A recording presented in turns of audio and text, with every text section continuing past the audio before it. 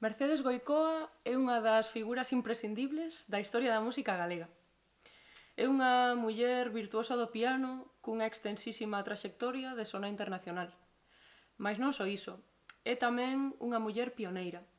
A primeira en presidir unha das 13 reais academias de Belas Artes de España e, ademais, a primeira en facelo dende a sección de música. Mercedes soñou co imposible e foi quen de acadalo.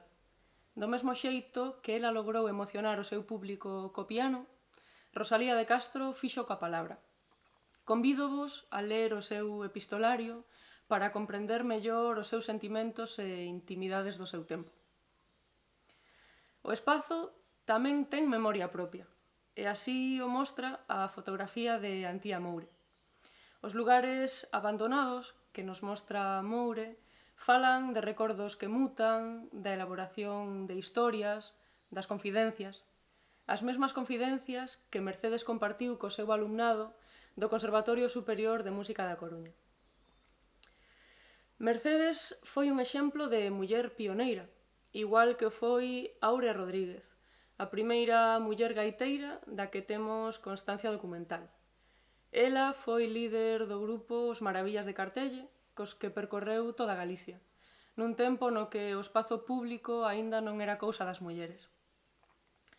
Democratizar a cultura e a arte foi sempre unha das teimas que Goicoa tivo dende a Real Academia de Belas Artes.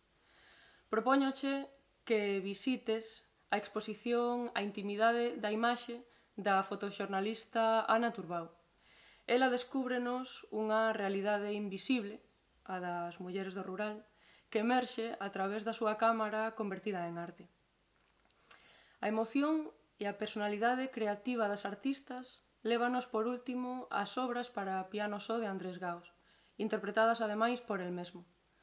Propóñovos que escoitedes o primeiro dos cortes, a muiñeira composta arredor do 1938, que forma parte da suite Hispánicas. Permitiravos coñecer de primeira man a sonoridade e o concepto estético que Gaos tiña da súa propia obra. Agardo que disfrutedes da viaxe, cando menos tanto como a min.